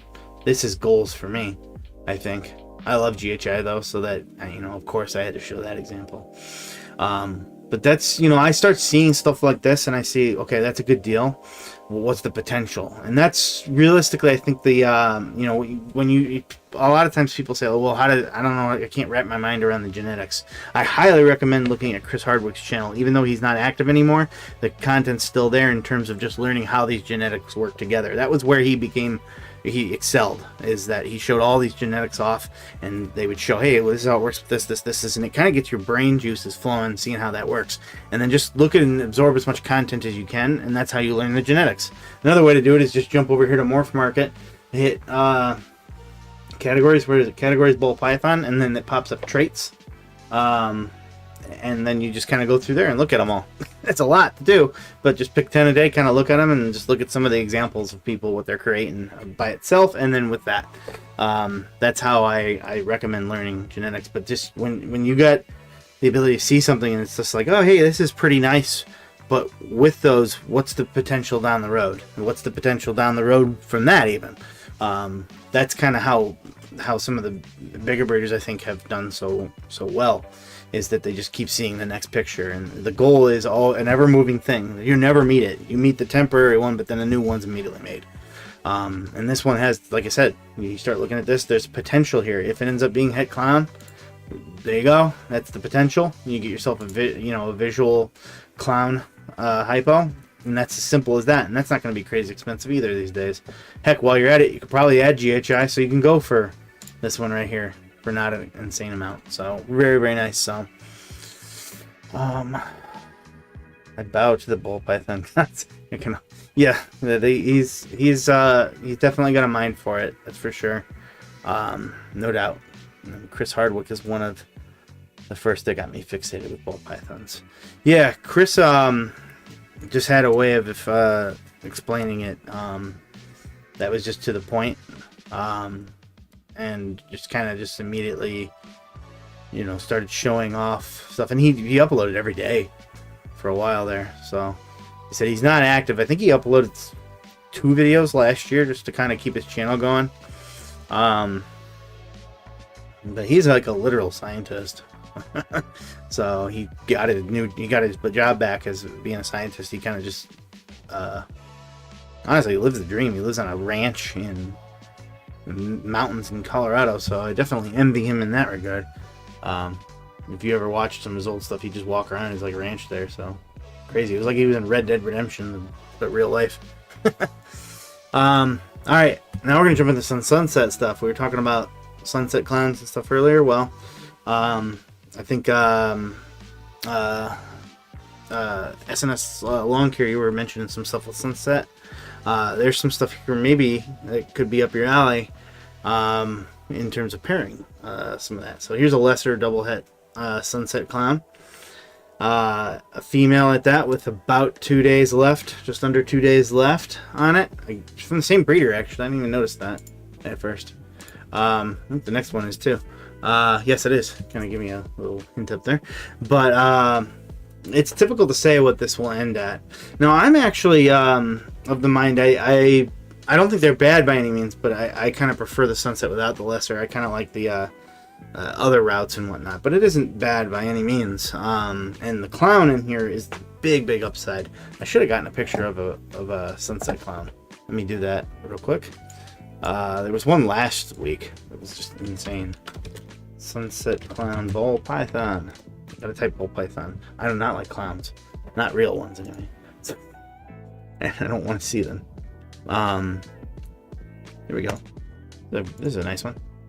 The one on auction last week was actually extraordinary. Not gonna lie. So, here we go. Is it really a surprise we're always showing off Nova when it comes to this stuff? So there's a lot of upside to these. I feel like just the Sunset clowns, in general, are just extraordinary. This one has spot nose in it too, which just kind of adds a lot more pattern and whatnot to it. Definitely a really cool one. But again, that's just the sort of potential you have when you see something like this. But almost 600 grams for a female, so some of the work is taken out of it there for you. Very nice. There's another one here. I don't know. Yeah, this is a pastel doublehead Sunset clown. So if you didn't want to do that lesser route, this is a different one that you can do. You can kind of work a different line of it. It looks like they're both at 250 right now. You can see where the interest is. More people are interested in the lesser one, going against what I said, but that's just personal preference in my opinion. They're very nice. The pastel one could end up being cheaper though because of that, and again, the exact same time frame. They're probably ending within minutes of each other, if that. Probably just how long ever it took for them to make the other listing, really. Again, good size, about the same, a little bit bigger, but excuse me, marginally. There's so much upside to creating Sunset clowns, and if this goes for really cheap, that's going to be an absolute steal. The Sunset clowns sell for 10 grand, and even when they're on sale, I saw one on auction for 5 grand. I don't know if it went or not, but it's nuts. So, even when they're in discount, they're 5 grand. So just in terms of just a monetary value, there's a lot to it there. And it is a simple, I say simple, but it's 2 recessives put together. The reason it's not actually simple is because there's not a lot out there to create it with. But at some point, I mean, at one point, my albino pieds were not, it's the same odds. So think of it that way. You got a lot that you can work there. And then another one from Tidal Wave Morse. Am I just finishing with them? No, there's one different one. Another one, and this is one I mentioned earlier. And this is a visual. And there's no reserve. The Banana Lesser Sunset Het Pied is a visual sunset. And it does have lesser in there. So it definitely lightens it up quite a bit. But you can still see some of the beautiful colors that brings in there. Let me blow it up here. There we go. It messes with the pattern. Thins out that dorsal stripe quite a bit. I love the Banana Sunsets. I think that until I saw the Ultramil Sunsets, honestly, they were my favorite. Now the Ultramil Sunset's my favorite. Until it's inevitably replaced by the Monarch Sunset. Whenever that's made, I'm sure. They're incredible, and this price, it's got one bid. That's it. It's difficult to say what this one might end at. I feel like it could go a little crazy at the end, but I don't know. Having a Het Pied in there too. There's so much upside to this. There's so much. I know some people might look at that price and be like, "Oh my gosh," but sunsets go for quite a bit, and this is a lot less than I would anticipate right now. So I think it's worth taking a look at if you're serious in the sunset project. I mean, you got a visual one staring at you right here. Not incredibly common that you see something like that, especially without a reserve, because they could lose their butt essentially on what they eventually would have gotten, had they hold on to it for a while, and just gotten the right buyer. So something to consider for sure. And then we got one more, and then I'll jump back into the questions here. And that would be this Chocolate Fire Clown. You know, I started off saying, you know, sometimes fire, take it or leave it on certain things, but you can really see how awesome it works here. Chocolate is amazing in and of itself, but I think it works well with this because it adds this frosty type look to it. And chocolate just, I mean, it's appropriately named. It looks like melting chocolate kind of happened going down the animal. And it really brings in these almost white walled sides on it. Looks like this one's got some stuck shed too, so it still looks good. I didn't even see that until I blew it up. I think this is it, a little bit smaller. Or is it about the same size? I don't know, it could just be my frame of reference, but just very, very nice animal. Very, very cool color palette to it, and like I said, I really like the frostiness, and the chocolate gene has so much upside to it. Another one I wouldn't mind getting into the collection here at some point would be chocolate, that's for sure. Just a really cool one to end on, and another good female that could add to somebody's collection for sure. So but that is what I've got for everybody today in terms of the auctions. There's, as you can see, I pick out some. There's a lot. So just definitely you know, check through there. There's 7 pages right now, so not bad at all. I almost thought about adding this one too. I don't know why I didn't. It's triple hit right down there. DG, Sunset, Clown with that butter. Which, by the way, butter and lesser, if you were curious, are the same thing. They're genetically proven to be the same thing. It's just different names for them. People found at the time when they were working them. They, you know, didn't know any better. They're just like, you know. So, all right. Sarah, clowns, human ones are just plain creepy. Yeah, I mean, I like the Joker and all, you know, for Batman, but yeah, not the biggest fan of clowns. What I've done in the past is, like, when I've typed in redhead clown, I'll just do it. What the heck? Is I'll be like, hey, let's look at a redhead clown. So I just type redhead clown, and I don't type ball python. And this was the horror show that I was subjected to. Well, thanks. Let's see. I love fire. Trying to hit Disco Inferno Clown this year. Those are nice. That's such a cool name too, right? So, or Krypton. So when you can work with the allelic combos, I love it. So that I've mentioned the albino pieds I have, but I mixed in Candy, which is allelic. So, you know, in Krypton, you mix that in, so you get the get the cryptics in there. You're messing with the Krypton then at that point, so you're always hitting something cool, and that's why I always like doing that. Now with me, I mean, you could tell right away if you get a Krypton or clown. With me, I gotta wait until they shed like 5 times before I can determine if it's an albino pied or a Candino pied. But it's very cool. So Scarlet Moon, I feel Sunset Puzzle would be a lovely combo. I wonder if that's been made. Puzzle's awesome. We work it here, and I can't wait to.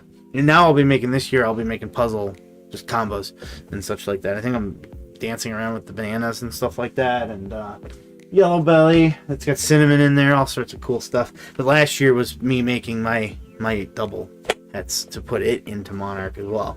And I'm so happy that the cinnamon decided to come along for the ride. That would have been disappointing for it not to, because don't get me wrong, I'll take, you know, the double het into puzzle monarchs, but the cinnamon is what I wanted to set apart to add that into the monarch, and I got it. So yeah, little hair flying around me here. Let's see here, what was I doing? Oh yes, puzzle. ADD brain took over there. Puzzle Sunset. Ball python. Otherwise, apparently that gets me Puzzle Sunset Boulevard. Sunset Puzzle sold in 24 hours. Yes, it did. I remember this now. I'm reading a video title, by the way.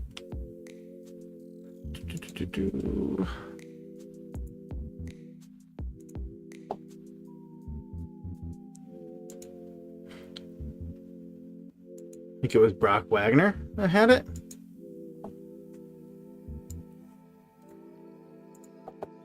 There you have it. The puzzle brings in such crazy sides and such like that. Definitely lightened the animal up a lot more than I thought it would. Let me get a good... Stay still. Gotta find a good freeze frame on it right here, right? I'm bad at this. I'm a boomer sometimes when it comes to this stuff. So you have to apologize for my poor pausing skill. But it kind of gets it. A nice pattern there too. Definitely some things I would want to... You know, I'm curious how Blackhead might interact with it too.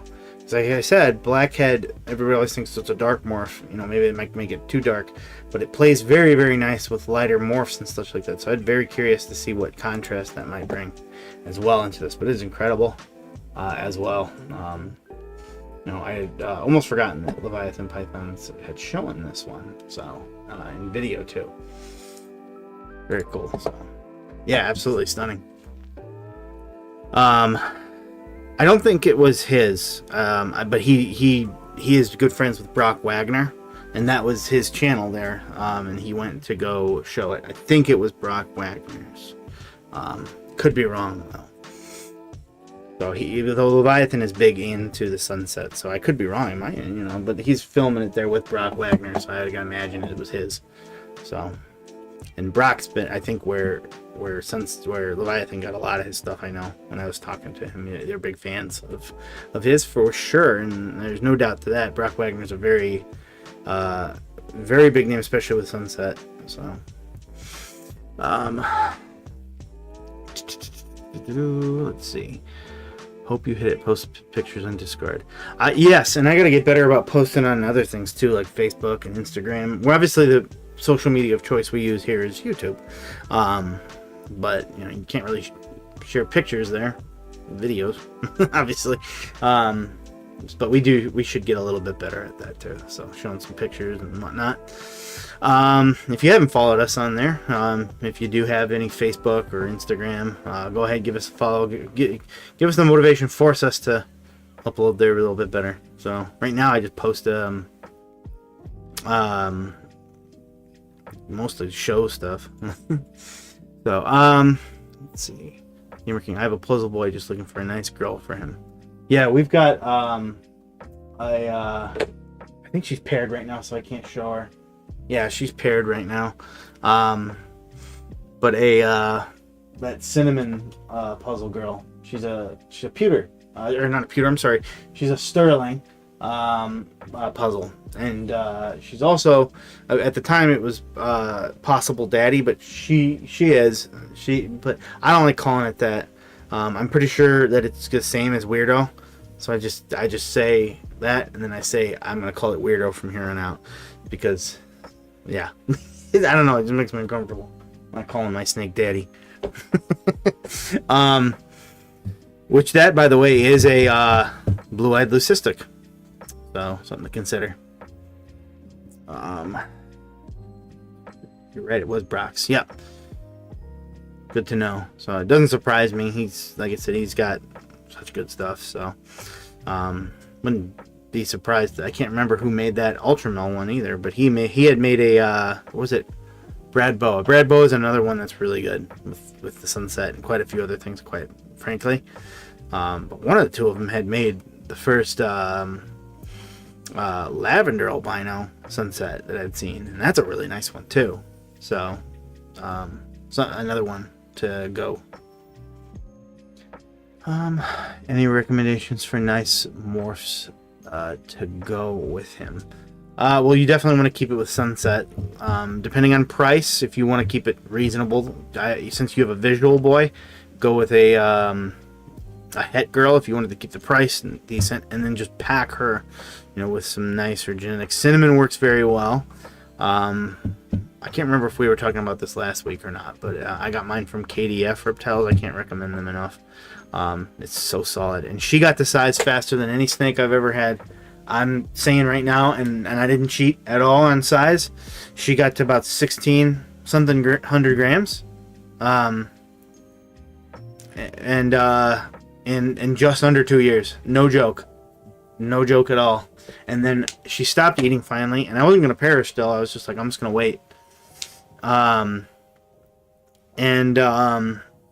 But then she stopped eating, so I was just like, if I just throw a boy in there for 10 minutes, sometimes it gets them to eat. And I did. I put my monarch in there because I was like, just in case, But he was in there for like maybe 20 minutes or so. Then I fed her the week after, and she ate. Then the week after that, she didn't. And then I did it again, and then she ate, and then she didn't. And then I was like, okay, I'm done. And he was only in there for a max total, all combined, of probably 30 minutes. And then about a month later, no joke, after this pairing, maybe a little more than a month, but not much, she laid eggs. I couldn't believe it. It was the most efficient animal ever. And she's back at it again. She's amazing. Ate all the time until she was basically laying. So, he's 100% het puzzle. Okay, well that changes things, because that could affect your odds. So if you can get a visual female, do so. Better yet, eventually, obviously, usually what I think is when the males, it's just from a breeding standpoint, obviously there's taking the sentimental value out. I have a snake called Gwen. It's the very first snake I ever had. And when we bought him, and this is when I was just interested, it's been a long time. I was told it was a female, and I didn't know how to do any of this at the time. And, I have a lot of sentimental value with that snake. It's an ambassador snake for us. We bring it to our show. He is amazing. I'll never get rid of him, even though he's completely useless to my breeding plans. So if you have sentimental value, don't disregard what I'm saying. But in terms of just a breeding standpoint, a boy that's het, when you hit your visuals, eventually as they get to size, you usually want to sell them to make room for these visuals to come up. But you either want a visual if you can afford one. Cinnamon is a really good one to get into there. I would look into the clowns. A lot of people don't care for the mix of puzzle and clown. The irony there in that the saying goes that puzzle is the new clown. I think it's just they just kind of look like the clown eats it up or the puzzle eats it up, and it looks kind of just a little different, but not enough different. That's what people say anyways. I was never going to put my puzzle into clown personally, so I can't say, but I would at least heed that and think about it before you do that, I say. And then a lot of those color morphs like Ultramel or Monarch have worked quite well with it, because your pattern is already nice, right? You're going crazy with the pattern with the puzzle, so color is pretty advantageous to get into there. Banana, if you want to do some incomplete dominance, would be very nice. I mentioned blackhead earlier, stuff like that would be very nice. You can mix blackhead and cinnamon. They don't cause any issues. 2 copies of cinnamon can cause kinking, if you're concerned about that. But the blackhead, and cinnamon will not do that. Not the same complex. So, or I shouldn't say that. They're not the same issues. There's a lot of upside to puzzle that honestly still needs to be explored too. Cinnamon is one that's been done, but it's still solid. And I was really excited just because I'm putting it in the Monarch and whatnot. So yeah, I was thinking of getting a visual puzzle girl, but then there's a lesser het puzzle proven breeder girl. It's a hatchling I saw on Morphmarket. Triple. The puzzle hypo for the future. These are crazy odds you're talking about, but those are, those are good, because a lot of times with the triple hits, you're gonna hit something great, and that's what's so good about them, is that you're always getting something great. You can test for all this now, so that's great too. But the lesser puzzle proven breeder is a big thing, because it's proven. Whatever if the cost is affordable to you, it's something that you can plug in much quicker, so you're able to get your I should probably stop fidgeting here and probably moving the camera like that. You can get your your chance to hit visuals a lot quicker, so to speak. But obviously it's at the sacrifice of going head to head, which you can test for it now. So there's that upside. For puzzle, that is, you can test for a puzzle. But you're going, head to head is 1 in 4, right? Yeah. And then you would have to test everything to determine if it is puzzle or not, or the hets, that is. You'd have to test, not the visuals, obviously. So once I have a visual puzzle boy, to put back to one of the girls, or once I have a visual puzzle boy, then put them back to the girl to hit the puzzle ultimate high puzzle. Is there a better way? Well, you'd need, if they're only triple het, you without having the het in the male, you're gonna need to test all the babies to see if that ultramel and hypo. Now, if it's a visual puzzle, that's always gonna be het puzzle, but you'd need to test the ultramel and the hypo. Since I'm assuming, since he doesn't have those hets, the babies would have a 50% chance of getting that. So you'd have to test those and hold back the ones that proved out to be 100%. And then you'd have to breed those ones together, hopefully hitting, the visual puzzle along the way that's het for both of those genes. To increase your odds, obviously, you need to breed them together. Hopefully, a puzzle double het and a puzzle double het to increase your odds. That would be the way, but you are talking some time there invested into it. But it would be an incredible animal. There's no doubt, and that hasn't been made. If it has, then it's not been shown, at least that I've seen. So, is he still around? Who's still around? Oh, I think Sarah was talking about Chris. Yeah, we were talking about him earlier, Chris Hardwick. He's working again at his as a literal scientist. I think he's a geneticist or something like that, or chemist, something along those lines. So he doesn't really have time for the YouTube or the snakes or anything for that matter anymore. He occasionally pops on like once a year, but he's very much inactive. But his old content is still up there that you can see, and it's still very, very relevant in terms of the genetic. If he's mentioning pricing, that has changed, but showing off animals, that obviously how the genetics work together, that's not changed. So sure the girl would only have ultramel and hypo. So yeah, so you need to test that in that case. So just something to consider. It's not an impossible way to do it, but yeah, just something to consider. So I learned a lot from his channel. Notice most of his content is old. Yeah, like I said, I did too, and I can't recommend him enough for for newer breeders. I know some people have said that, like, he's got a different prison. I always liked him, and the learning content that he provided, I found very useful. It just showed off animals in a way that just kind of got you to learn the genetics easier. So. Sort of try to drop you a DM on Discord. Have a better talk. All right, I want to get the right before I buy. Yeah, if I think that works that way. It's been a while since I don't know how that works in terms of a DM or whatnot. Otherwise, you can always jump into. You can always just message and just kind of tag me. I think that'll get my attention. So it might be a little bit because I might be at work or busy. Like tonight, I've got some. We're got an ice storm coming, so I got to do some stuff to prepare. Living in Northwest Indiana is interesting. So, yeah. Tony, other than the lack of inclusion of the most recent morphs, Chris Hardwick's videos are an excellent source of info. Agreed. So I still think there's some great value. They might be older content, but he still has a lot to say. Pricing has obviously changed, so if he's talking about pricing, that's not quite so relevant anymore.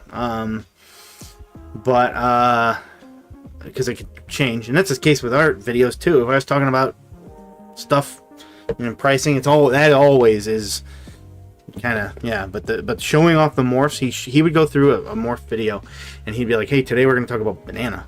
And he wouldn't just show you a bunch of bananas. He'd show you, this is banana with this is this, and this, and he'd kind of walk it up with all these things. And it really got your brain seeing, like, okay, so that's how this genetic works on a basic level, at least. And it got you to see, like, okay, obviously just how that genetic itself works. He'd talk about the history of it maybe a little bit, but more about how it worked with other genes. Like you said, other than more recent morphs, you know, they're not going to be there. But he was talking about some of those ones that were lesser known that are kind of up and coming nowadays. So, that's, you know, like I said, he had a great thing. He had a great series there. So it'd definitely be cool if he could come back, but I get it. He's crazy busy. So, we're getting prepared for the ice storm down here in Terre Haute as well. Yep, you're in Indiana as well. So we're up in Northwest, the Valpo area. So Porter County. Yeah, I don't know if it'll get us or not. Probably.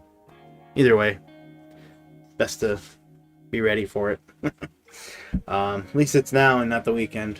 You know, I got the show and whatnot. Although I hear it might come back. Did you hear about that, Johnny? Johnny? It might come back this weekend. I think I told you that, right? What? There might be more bad weather this weekend. No, you told me. Hopefully not. So, yeah, if there's nothing else, let's see. I have a lot of family in Hammond. Yeah, that's actually, where my wife is from. So, yeah, if there's nothing else, we'll go ahead and call it there. If anybody's else got some last minute things they want to add, go right ahead. But we should have another auction video this Thursday. We might experiment, by the way, with going to every other week.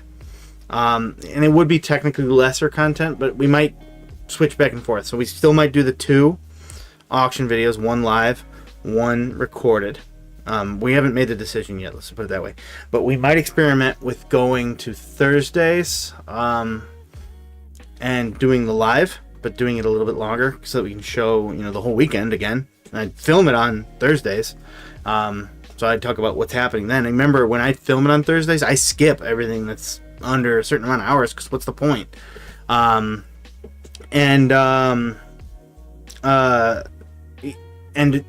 basically also doing the recorded one every other one. And we would still sometimes do 2 a week as well. So we're just thinking about it on certain weeks doing that.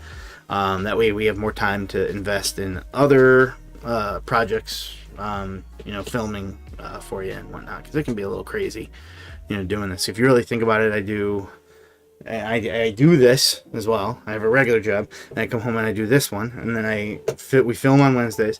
Then I do the other one on Thursdays, the recorded one. And then my brother here, like I said, I whip him to edit it all for me. Yep.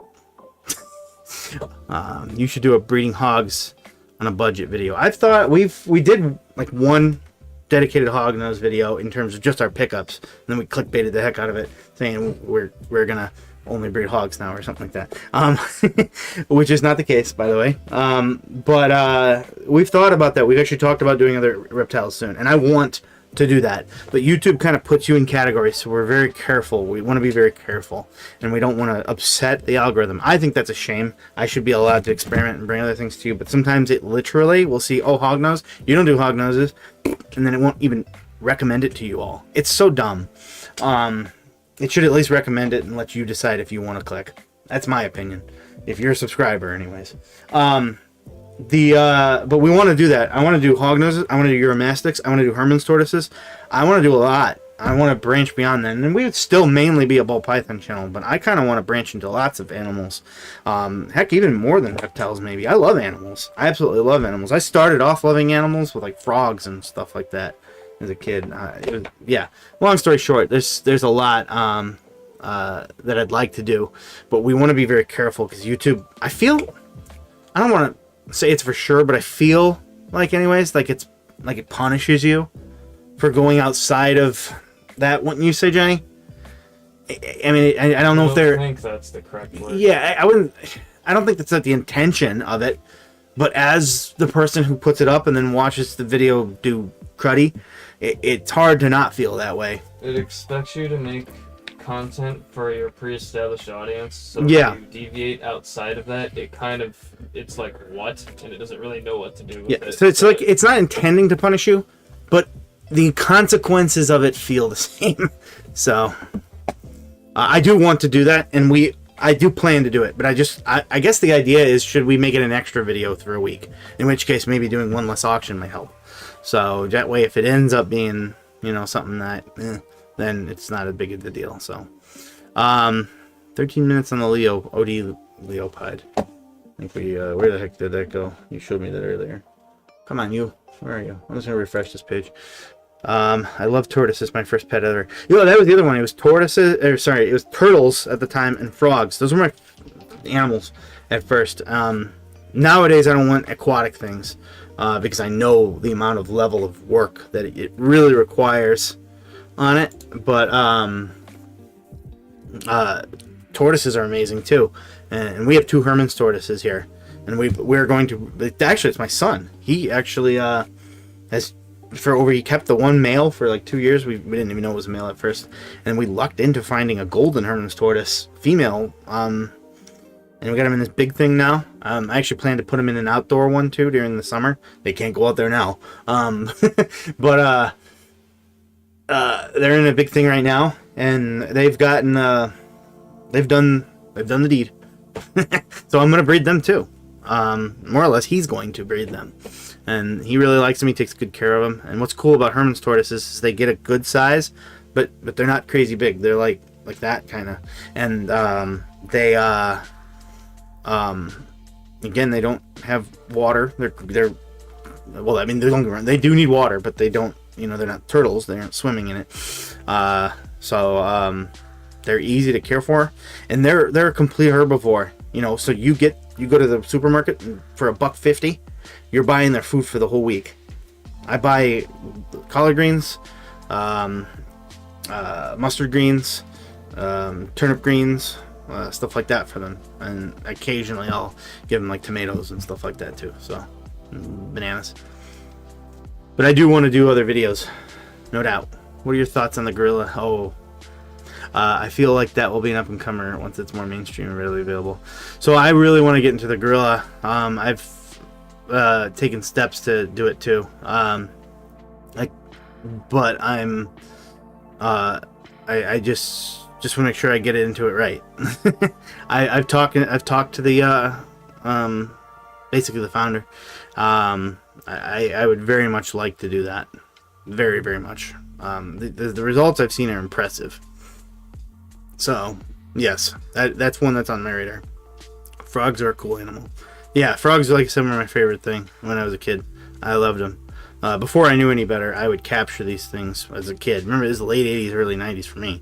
So, the knowledge wasn't there. So, nowadays, you don't want to capture wild animals and keep them. But they are really cool animals. I'd keep your bullfrogs. I remember I'd capture the bullfrogs, and then I'd capture those leopard ones that were kind of in your backyard and whatnot, and I'd put them together, and I'd always wonder why my little leopard ones would disappear. But I was a kid, and I didn't know any better. Now I do. Fish and shrimp, good for me. That's aquatic. It's good for me too, and makes a good meal. No, I kept, actually, ocean life is probably my favorite. But again, I know the commitments. I kept aquatic animals, fish and tropical fish as a kid, and it is a lot of work, and I just don't want to put that commitment into it. So I'll appreciate them when I go to the aquariums and whatnot. So used to hatch tadpoles every year from the water gardens. I can only keep like 1 or 2 tadpoles that ever made it. To live basically, or not hatch, metamorphose. Every other one, but then again, I was keeping them with the frogs like a goof because I was a kid. So maybe my memory was actually them disappearing again. Frogs, if you don't know, eat everything, including frogs. And I kept them with bullfrogs, big bullfrogs. and I'd keep them basically until the winter and then let them go again. So, as a kid, it was late 80s, early 90s. So what can I say? We didn't know anything, and there was no internet. So, alrighty. Well, I'm gonna call it there. We had a pretty long one today. A couple hours, right? Almost 2. Almost 2. So, as always, thank you everyone for coming to join. I threw this one up here. Check it out if you're interested. This OD leopard piebald. How did it? Wait, oh no, I thought it was less than 5 minutes. So, but yeah, this would be a good one to just kind of leave you with if you were interested. Like I said, I'm more of a Monarch guy, but there's no knock on Ultramel. I don't get the whole, oh, I like Monarch, so Ultramel's dumb. That makes no sense to me. Ultramel's amazing. So yes, definitely a cool one here. Hey Adrian, how are you? We are signing off here shortly. There will be a playback video, by the way, just in case if you were late to the game. So Tadpoles are Scooby snacks for free. Yes, they were. Yes, they were. And thank you everybody again for joining. We still should have our regular auction video on Friday, and then I think we have a challenge video Yes. on Sunday this time. So check it out. Challenge videos are always entertaining for me to do. So hope you enjoy. And you all have a good one. Again, thanks a lot for joining. We will catch you in the next one. Have a good night, everybody.